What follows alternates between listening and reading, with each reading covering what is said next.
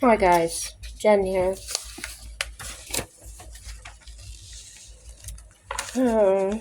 After watching some videos tonight and trying to put pieces together about President Zelensky and President Trump, um,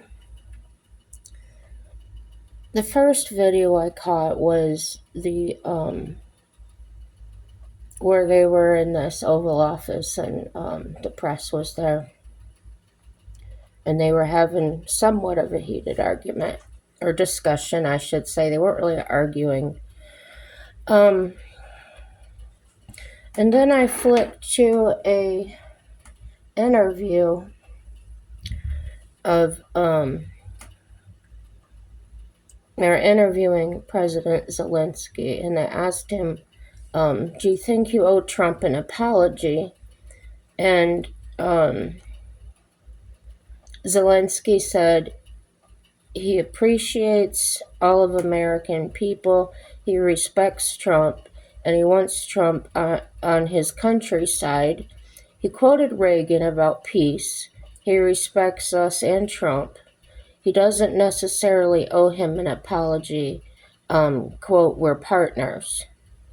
He left White House without a minerals deal, says he understands that Trump and Putin can stop the war, but he hasn't been included in the talks from what I understand. I didn't hear those exact words. It was just the way he worded it. If you go watch any of those videos, I'm 90% sure you'll hear the same thing.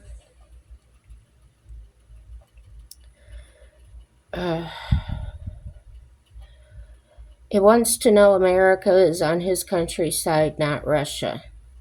I don't think, this is my interjection, I don't think that we can do that because of other reasons, okay?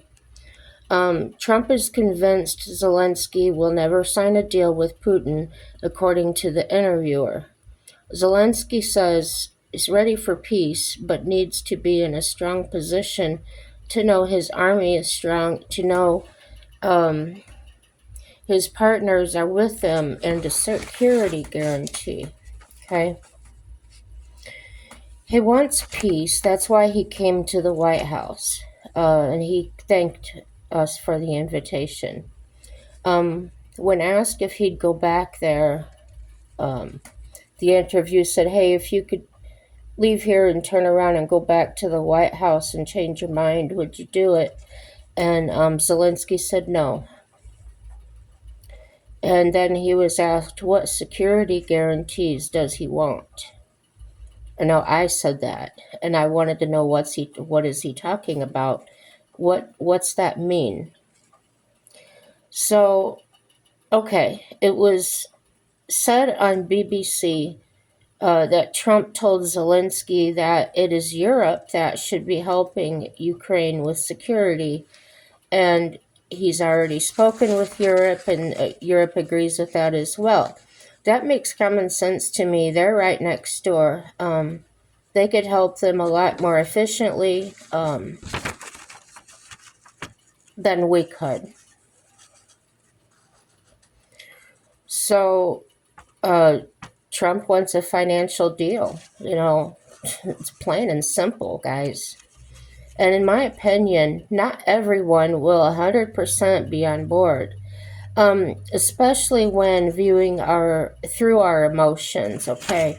I know I've spoken about different lenses, different types of glasses that we can see through. And if you're looking through that emotional lens, you're going to see things that way. If you've got on the business lenses, as Trump does, you're going to see what he's doing is best for us. Like I said, I've had a business not nearly the size of these, but I do have a good understanding of business, and you simply have to take in more than you're putting out. And I'll get into that in a second. Okay. This is business, guys. It's not personal. We absolutely cannot keep pouring out our resources to other countries. We, meaning those of us Americans, think and feel this is too rough. don't watch. Dealing with others can be very difficult, especially when they are used to us handing over to their countries. To me, it's like the friend that keeps borrowing money and never repays it, okay? We're bleeding money. Um, you should know that. I mean, you feel it in your pockets all the time when the prices of groceries and everything else and our national debt. Okay, we've got to start collecting our money and producing. We got to start getting revenue. Okay, Trump is a businessman. He's not a politician. So that's the way he's running things. That's what we voted for. Okay, and he's holding firm, and I respect that. He, in my opinion, is doing the job of protecting our economy best he can. And in turn, Zelensky is trying to do his best for his country, and I respect that. I personally don't understand why Zelensky won't be satisfied with Europe offering to help secure Ukraine. And after watching the BBC and reading their comments on their video, their people are behind Trump. So, after actually seeing how difficult these negotiations are, and that's what you saw, we must understand we need to hold strong. I see a lot of you saying Trump is wrong. Well, how are you going to have money if the U.S. keeps giving it away? You cannot have both, guys. We're trying to generate U.S. revenue. Let Trump alone to do what he does, and I'm still backing Trump. Um, it's not pretty. And I'm glad that they kind of did it out in the open there, where us Americans can get an inside view of what is actually going on behind the scenes and being transparent. Um, there's got to be a give and take. And we also have to be profitable to pay our bills and to help our people. Um, we're tired of paying the taxes. We're tired of our country totally surviving off of our backs, right? Well, you can't have your cake and your icing too. And in that way, you can't make these deals that are constantly better for another country than ourselves. We need to take care of ourselves first, and then we'll have enough to help other people. And I really hope and pray that you guys can understand that. Um, Ukraine and President Zelensky, I have a lot of respect for. He's a very, from my impressions, he's a very level-headed man, and he does want to do what's best for his country, and he sees things from his perspective and wants to do things his own way, and there's absolutely nothing wrong with that. I'm talking as a U.S. citizen in our republic, and from our view, we need to take care of our own. And I would think you guys would be on board with that because we're not being mean. Trump's not being mean. He's standing strong and he's holding firm. Um, this is what the policies are. This is what he promised us. And we can't fault him for that. We don't understand, we don't have an understanding of how government works. We've not been in those positions. And from where you're sitting, it can look harsh. It can look very difficult. And they are difficult, okay? You're dealing with people that are from different countries. They're from different cultures. They have different beliefs than we do. So we're trying to do our best, meaning the United States. We're trying to do our best, and Trump's leading us in a way that he's not going to let us keep getting taken advantage of anymore. And what's happening is you're going to see countries that are used to the handouts, that are used to getting our help. That's why Zelensky is wanting the promised security of their country. Well, we can't afford that. We can't afford to be sending our troops out to another war, can we? Let's protect our own country. And you say that's what you want, but is it really what you want? What would you do? Yep. So anyway, let's talk about something else. My husband didn't actually have to stay overnight at work.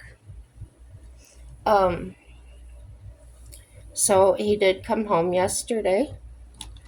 So glad for that. But he was tired, so he wanted to take me out for my birthday dinner. And I said, no, it's okay. I said, you just go ahead and go to sleep, and maybe we'll do something tomorrow. So tonight he took me out to the Mexican restaurant, and it was good. I had the steak fajitas,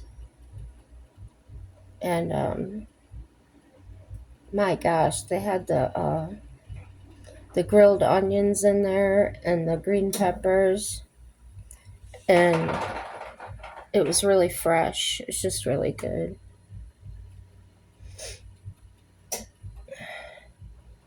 Oh, and of course I had to have the sides. I had the queso cheese and the guacamole and the sour cream. Yeah. I didn't get anything alcoholic. I'm not really supposed to have that because one of the pills I take can really, alcohol and that pill together can really mess with my heart. So, what I have done sometimes, like we've gone to karaoke and I'll have like a beer sometimes, maybe once or twice a year I do that, but I've never really been a drinker.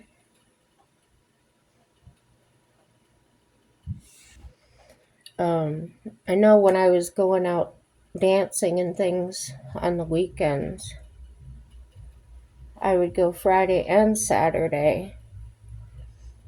And when I went in there right away, it would be one beer, one shot, and then I would drink water the rest of the night. Because you're dancing all night, you get warm. Yeah. So yeah, Cheryl was here today.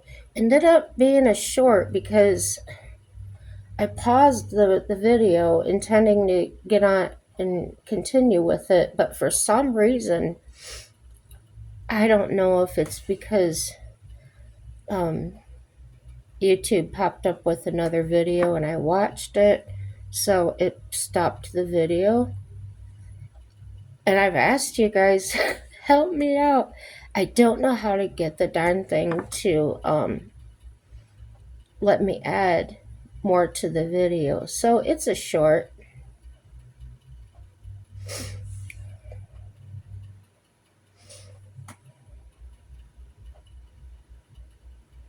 But she's a lovely person inside and out, and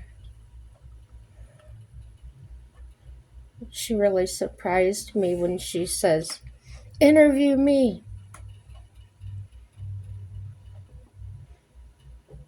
And then I said, oh, but it's your time to go. And she said, well, okay. And I said, well, I can introduce you.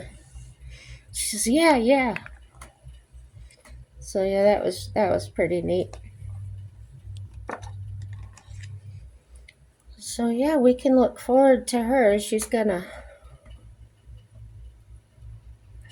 jump in.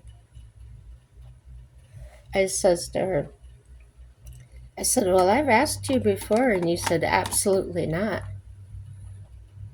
She's like, well, you got to ease into these things.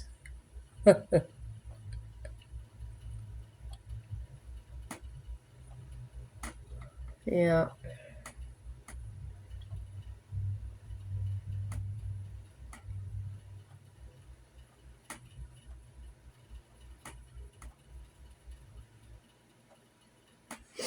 Yeah, we get along really well.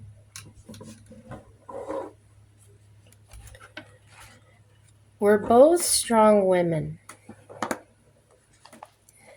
And I was telling her, I think it was yesterday she was here. I was telling her, it's really unique that two strong women can get along as well as we do. It's like we balance each other. She's, like I said, I think she's only a year and a half younger than me. And we can each have our opinions. We respect each other's opinions. And we also, she can say something to me that I may not want to hear because it's usually something good for me, but I don't want to hear it. And like, did you take your pills? I don't want to hear that. Don't worry about me. But I really needed that. So I don't get nasty. I don't say all those things. I just do it. And she's the same way. I have something to say or whatever, she listens to me. So that's what I call a balanced relationship, when you can each be your own person, yet you can submit to the other. And that doesn't mean submit like bow down and kiss their feet. It just means not being up in your own pride and stuff. Yeah, yeah. So I'm going to put on the blue eyeshadow again. I really liked it. The purple was okay if I lightened it enough, like I brushed it out enough. Because I really felt like it was making my dark eyes look a little bit worse. And I felt like the blue kind of brightened them.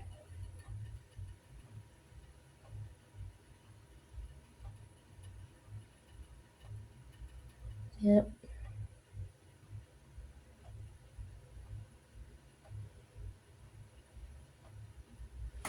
And I really like the texture of these more than I like the powdered eyeshadow. The powdered eyeshadow, it's pretty, but what I've noticed when I'm sitting here doing makeup with you guys is that it kind of, I don't know if it's drying out my eyelids, but it's almost like a stinging feeling.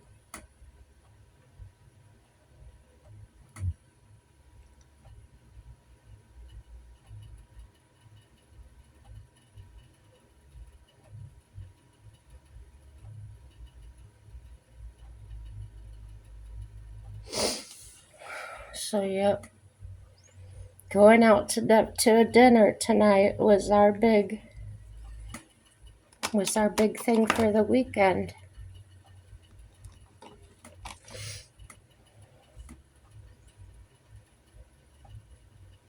We had really good service there, actually.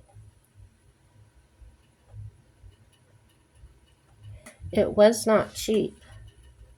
It's on the higher side.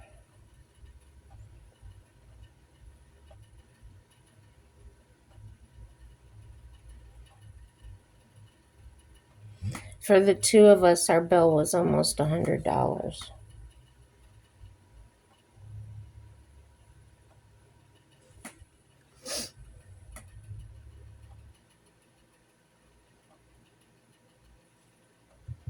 But I guess for a birthday dinner, it was all right.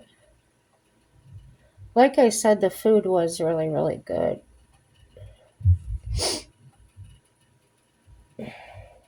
When they brought the chips out to the table, some Mexican restaurants, they'll bring those chips out with some salsa. But when they brought the chips out, they were actually warm. I really liked that. Nice and fresh. And they weren't, I didn't even taste salt on them, but then Mike ate one or two. He said, "Oh, they're so salty." And that surprised me because usually I'm the one that says, "Ooh, that's too salty." But as I started getting lower in the bowl, I tasted one. It tasted salty. And I had one more that was salty, so I stopped eating them.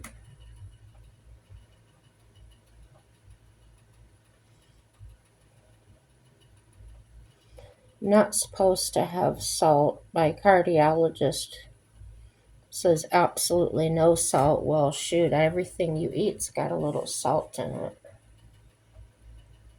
So, what I like to do is I like to cook my own food because I can put seasonings on it without putting any salt on anything. And I've really gotten to the point where the way it tastes, I really don't miss the salt.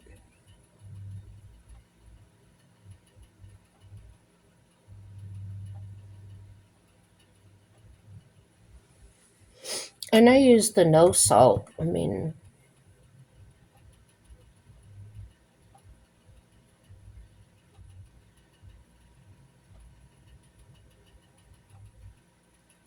to me, it's not exactly the same, but it's pretty close. It's all right.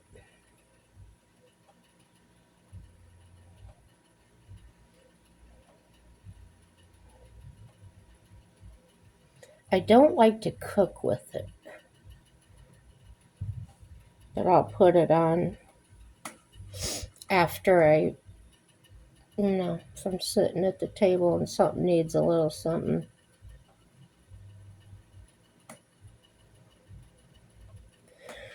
But I've got 3/4 of a salt shaker of it left. Well, I have more in the cabinet.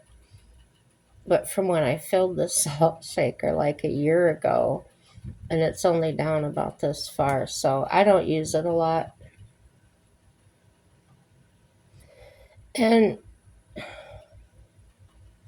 I was trying to use Splenda, and I told y'all how my stomach kept hurting. Well, I got to thinking maybe it's the Splenda, and you know what? It was. Because when I stopped using it, like in my lemonade and stuff, my stomach quit hurting. Yeah. So, sugar is not bad for a diabetic. What's really bad for us is the carbohydrates that turn into that kind of sugar.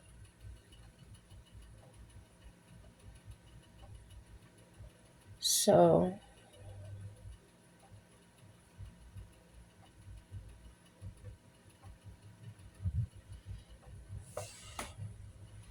I think my phone's having trouble with the light. I'm going to turn this other light on.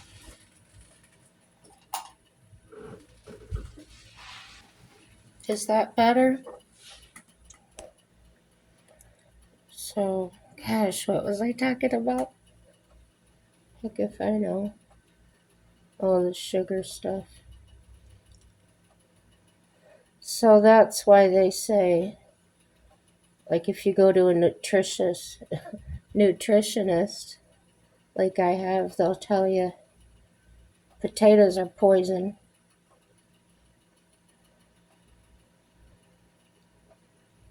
So I used to absolutely love potatoes. Probably you guys too. And I do still eat them, but very sparingly. I'll go for weeks or months without potatoes in the house.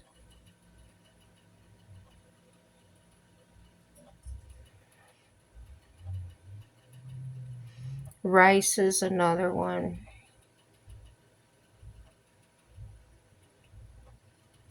Pasta.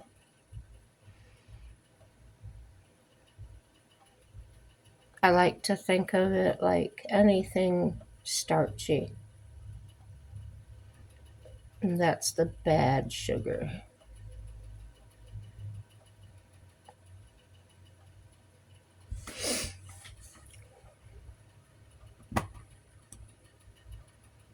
And like I said, I never really eat a lot. Like those fajitas. They give you just the really small tortillas with them. I had two. Well, plus the chips I had. I think I had about 15 of those. Yeah, probably not the best for me, talking about starch.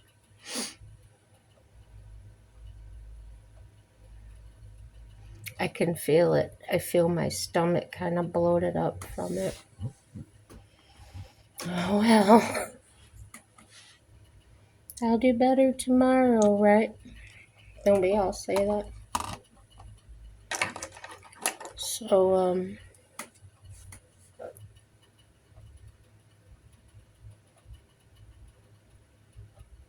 I'm just happy I can eat again. It's not my favorite thing to do. I'm not one of those people that live to eat.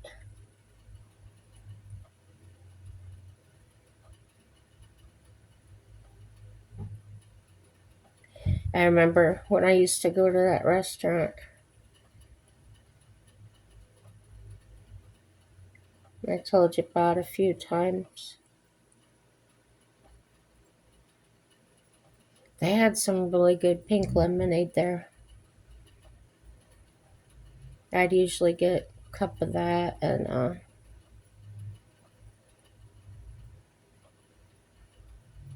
was back when I smoked. I'd sit there and smoke cigarettes.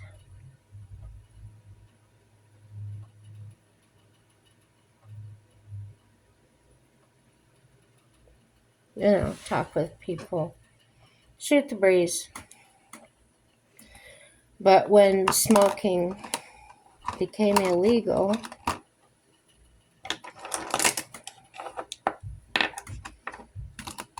yeah, a lot of times just went in there to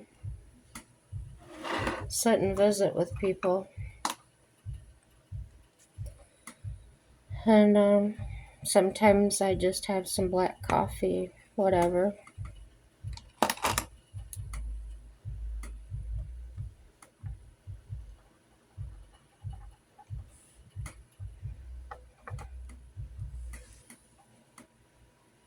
The other night, I may or may not have told you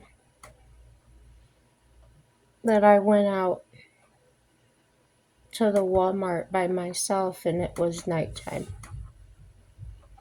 And I didn't realize how difficult it was going to be for me to go by myself as far as loading the vehicle and stuff.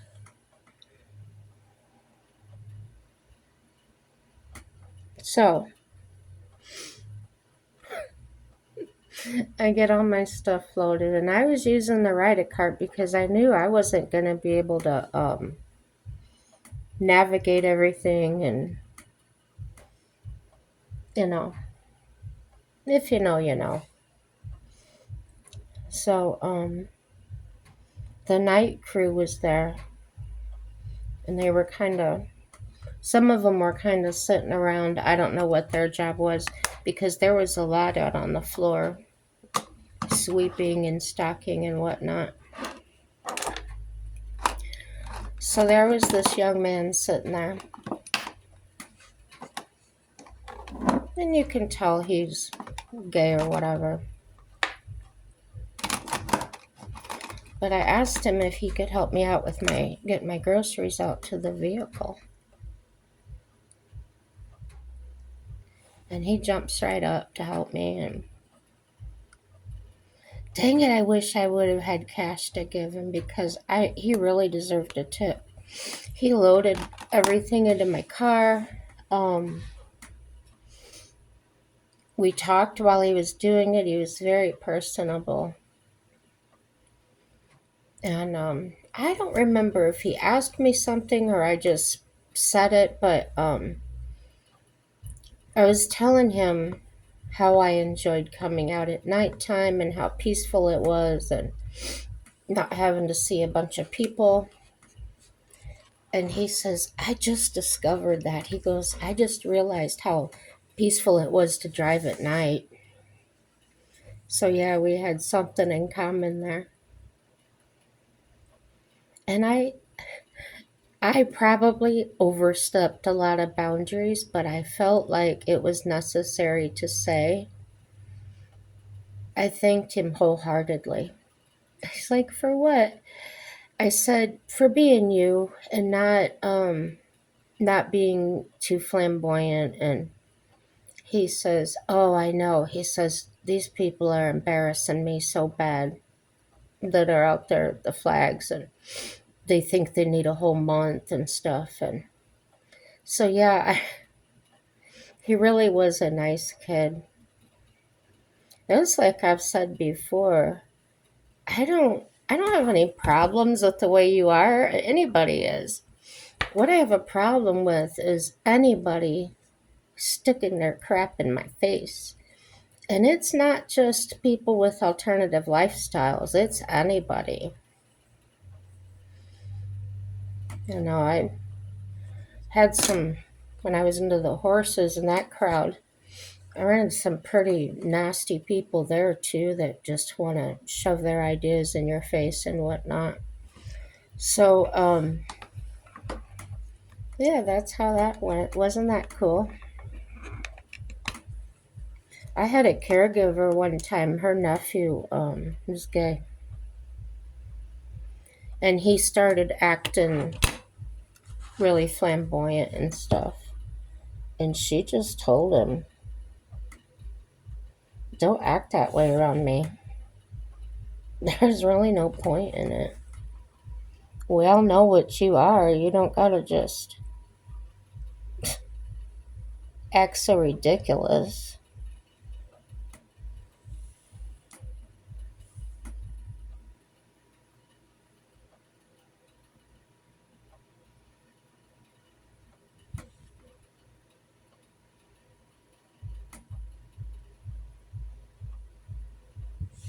Do you know why they talk that way? And their pitch goes up and stuff. It's from doing it in the butt. So yeah, being that way is it's not necessarily a good thing. It doesn't make you look good. So, different subject. I pulled this nail polish out of my box, my nail box, and it's so pretty. It's metallic red. It says, I don't know if you can see it, but it's almost like a cinnamon color. That's what I have on my nails now. Um, yeah, I like it a lot.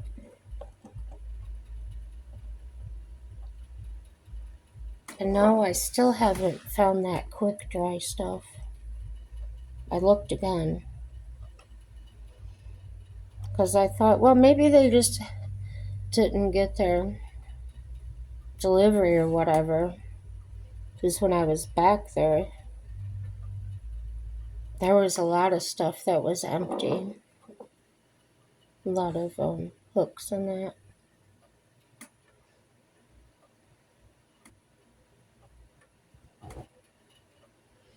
These were kind of rough, the texture. I had put, and I've always done this, but I think it's getting down to the bottom. Iron nails.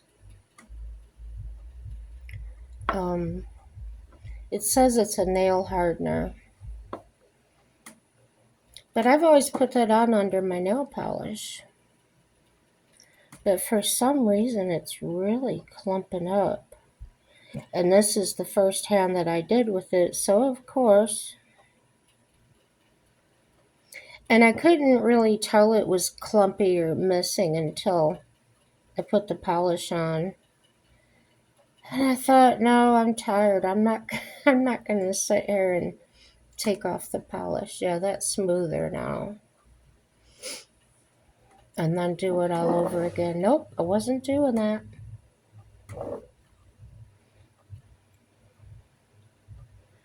So, have you guys used any of the tools I've given you on here as far as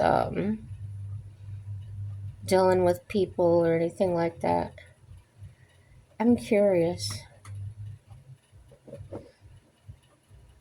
I kind of want to know if it works for anybody else.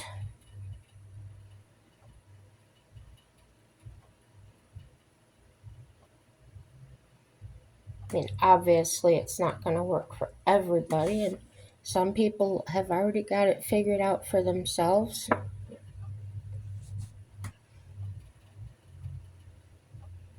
Guess I'm just a late bloomer that way. Um, the way I got to where I'm at in life, what helped shape my personality and things growing up was Dad and Mom fought a lot when I was young, real young. I think it started about the time I was 7, 8 years old. And my dad was not an abusive person. My mom would egg him on, egg him on, egg him on until he would react to, and it was usually like, he never punched her, but he would just push her, like, get out of my face type thing. Like I said, she was a narcissist, and if things weren't going or people weren't doing exactly what she wanted to do, boy, she had a fit.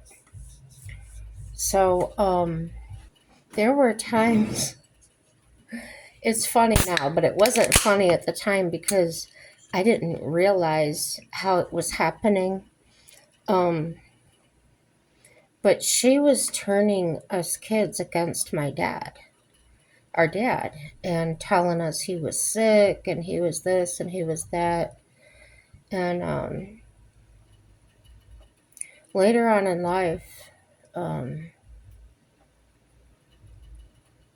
when it was just me and Dad, and I felt like crying because I got to see who he was and how gentle he was, how caring he was. I might tear up now. I never cried when he passed away. I think that his suffering was over. His heart was broken, just all kinds of things. My mother had actually been stealing from his paycheck for a really long time. And she would always tell him we didn't have the money. Well, he wasn't very much into the financial stuff. He really relied on her to pay the bills and stuff. And he would just turn his paycheck over and she would take care of it. So I think that's maybe why I am the way now. I have to have all my money separate. So that's what broke my heart, of being afraid of him for so long, believing mom. I know it wasn't my fault. I know that I know I know everything, but he remained quiet those years. He didn't fight back. He didn't yeah, beautiful person. And he had a little mental illness, but the more I learned about him, when he wasn't, he refused to take medication, and he had his little issues, but I don't think that he started out that way in life. I think that she had a major impact on that. Not that he was totally, it's not totally her fault, um, but look how I turned out with some problems, and finding out that a lot of it was due to her. I don't know how much of it. I'm not going to do that. And as I say, guys, everything works out for the good. It really does. Um, it was horrible to find out that my husband, not the husband I have now, but the one at the time, had unalived him, and that there's not enough evidence to get him. That bothered me deep. It drove my rage. It split my mind, so to speak. Yeah, contributed to the schizophrenia and yeah, so much, so many things. So, I've mentioned it before, so now I'll tell you how we think it was done. The woman he was leaving me for, they worked in the nursing home together.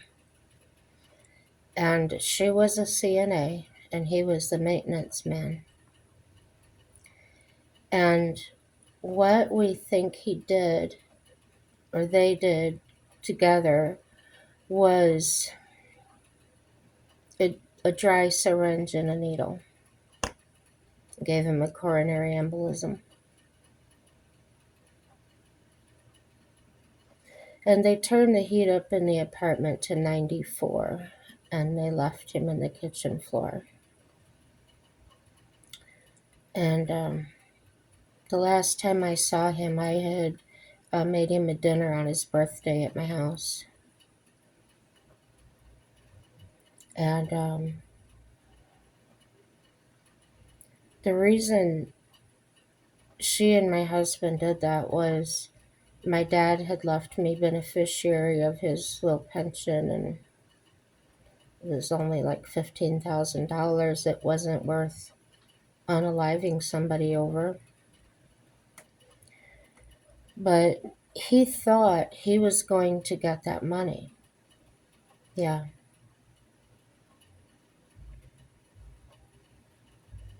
And the way I know that is he was telling mutual friends that since my dad had passed, that I was going to get money, and because we were divorcing, he was going to get half of it. Yeah. So, here's the beautiful, beautiful thing about that. I had been taking my care of my dad for the last year of his life, helping him out and things. And when I called the pension company, turned in the death certificate and everything, they told me that he lived a year past the time they would pay out. Isn't that awesome? And my mom and everybody was like, but you lost out on that money. And I said, you know what? It was worth $15,000 to me to have him that last year. I'm gonna tear up. It was so beautiful. Any amount of money wouldn't have been too much to have that last year with him and really get to know him like I never known him before.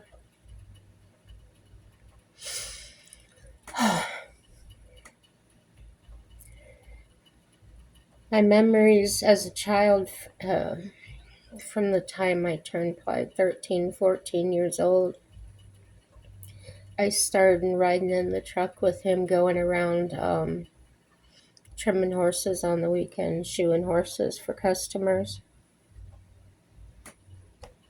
and how he taught me to do that. And when I had horses, I was able to do my own, so I didn't have to pay a farrier. Um,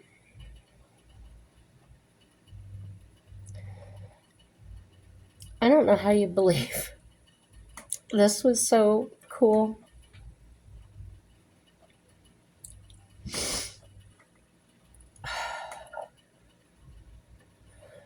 My sister either knew a lady or you know, anyway, this lady had a horse that she is trained for showing Western pleasure and stuff. Just beautiful animal, really big and tall, and just oh, a bay.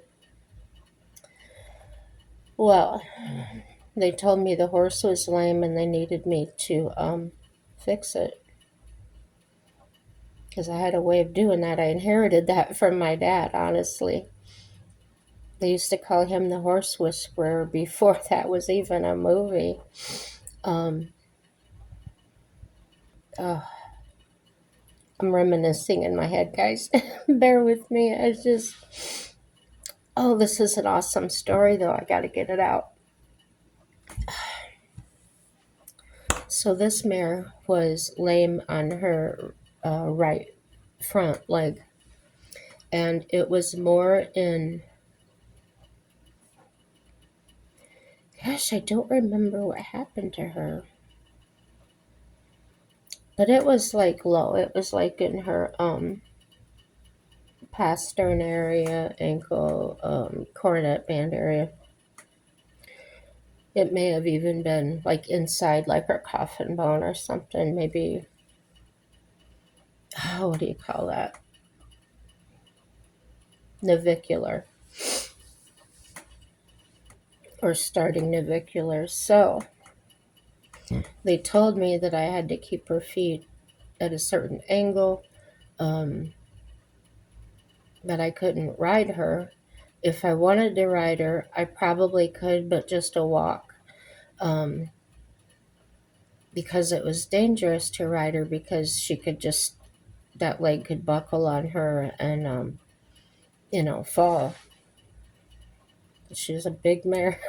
I didn't really want to fall like that. So, oh, I was going through that hard time, with the ex leaving me and stuff. And I thought, wow, this would be a really good project.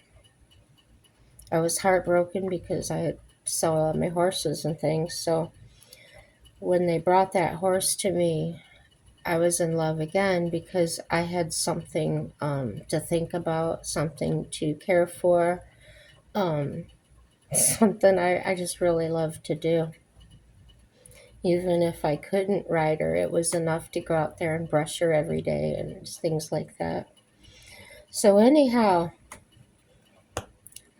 the first time I went to trim her feet, I knew what angle I had to be at. But the way my head was all messed up and my emotions were messed up, if you're a farrier, you know what I mean. But the horse's foot is down, and then you look at it from the bottom. It's different. And for some reason, my brain just wasn't focusing. I could not. So I used my bastard rasp and I rasped a little bit and then put her foot down to see if I was on the right side. Oh, that's what it was. One side of the hoof had to be just a little bit lower than the other one to help her stay sound. So I was really struggling. In the back of my head, I was fearful of the man coming and unaliving me. Um, just all kinds of stuff going through my head. I was messed up. So I began to cry, crying over the fact that I couldn't help this animal. And if you've ever felt that way about an animal, like there's nothing I can do to make it better, it can be really emotional. And the thing that I was struggling with was I knew I could do it. I've done this before, but my brain was all jumbled up. So, anyway, I've got the mare's foot up and, the hoof between my legs. I bent over and I started crying. And I said, Dad, I wish you were here to help me. Oh my gosh. Oh, this is so awesome. I was holding the bastard rasp against the foot. And my dad had a tattoo on his arm. Anyway, I saw his hands and his arms, like to here, just come over my hands on the rasp and tilt it and whispered to me, do it this way. I'm not lying. It was incredible. So I did it that way and it was perfect. Yeah.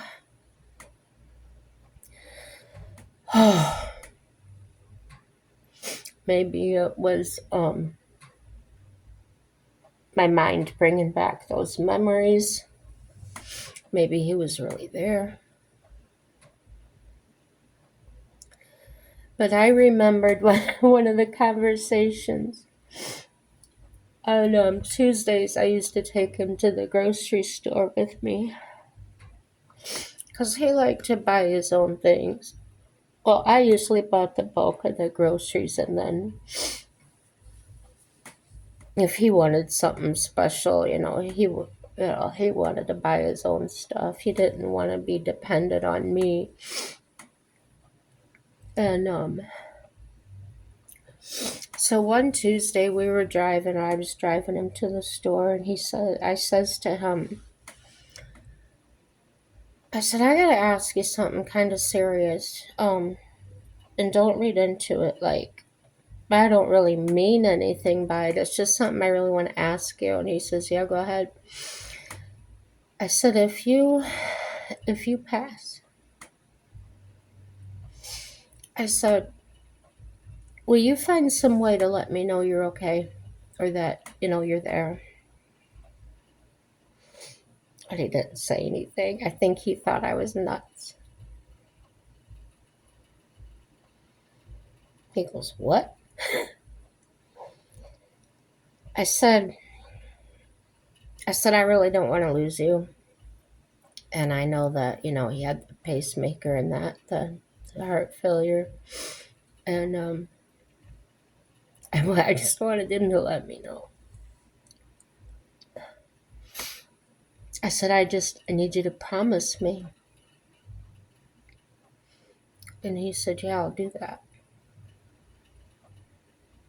So that day, when I felt his hands come over the top of mine, I just said, thank you, Dad. He let me know.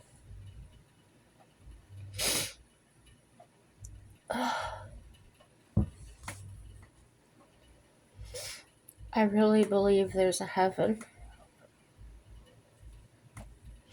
I, I, I don't feel like it's up in the sky. Oh, but it's there.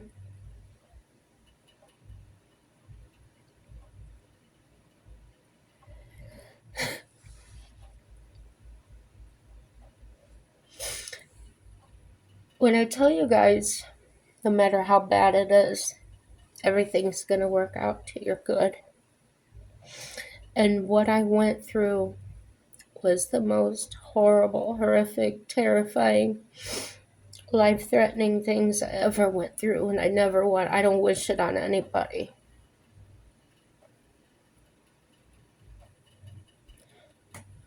But there were such beautiful moments during those times. And that was one of them. I really was. I've never cried for him. I'm crying now over the happiest memory. Oh, yeah. It was good. Well, this video is getting way too long. It's another hour long one. Gosh, I just get to talking to you guys. And remember to subscribe and, everything else. Like, dislike, share it with your friends. Sometimes people have messages that people need to hear, um, like I described about never did figure out algebra and calculus or anything, and then this man one day just said it, telling me about it, and I got it instantly. So I learned from that we're not stupid. Sometimes we just need to hear it in a different way. So embrace your uniqueness. And